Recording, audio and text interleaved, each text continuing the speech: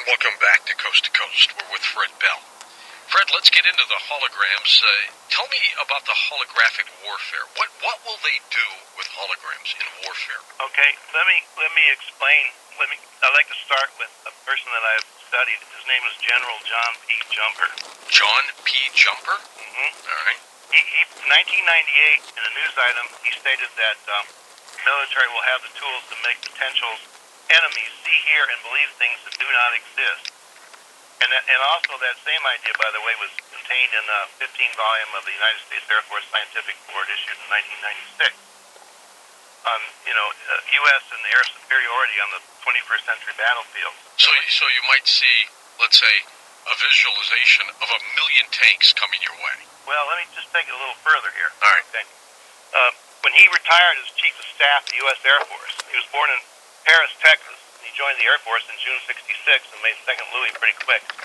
After graduating, he graduated from the Military Institute with a degree in electrical engineering. Okay, in the Air Force, while he was in the Air Force, he spent time at the Royal Air Force Base in Bentwaters, England, at the site of many UFO incidents. He was the flight commander out at Nellis Air Force Base, and that's the control area for Area 51, and of course the site of reverse alien engineering. He was on Area 51 a lot. And he was his last thing he was doing was at Langley Air Force Base, CIA headquarters. So then after that, he has every damn medal you can imagine. After that, he became a consultant to several different companies, including he was at a Lockheed Aircraft consultant, and then finally, after consulting for several different companies, he ended up over at the Carlyle Group, where he is now. Oh, okay. Does that tell you anything? Yep. Carlyle Group, oh yeah, black box. The insiders. The insiders, right? And he's the big guy over there now. Just a few weeks ago, the Air Force, United States Air Force, once again, just bought a bunch of it's called Persona Management Software. Are you familiar with it? I am not. Okay.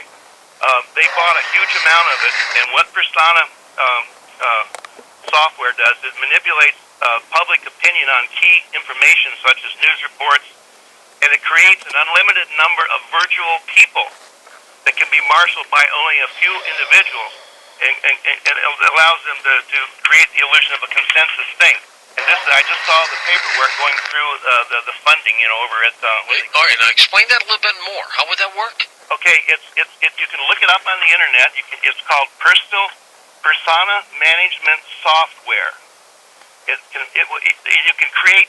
I think each system that they buy can create 10 virtual people, if I remember correctly.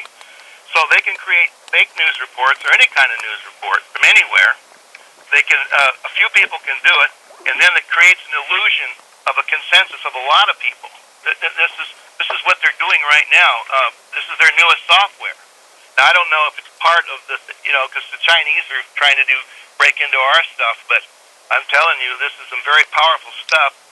It's just got set in for funding, and I know that they're buying, several millions of dollars worth of this, Persona software. That's happening as we speak. All right, give me an example how they would use it. Okay, they would they would go on the air, somewhere in other countries or here, and they would present a situation that doesn't exist. They would actually animate with people that don't exist and make it look like a real-life situation. Remember that movie, Wag the Dog?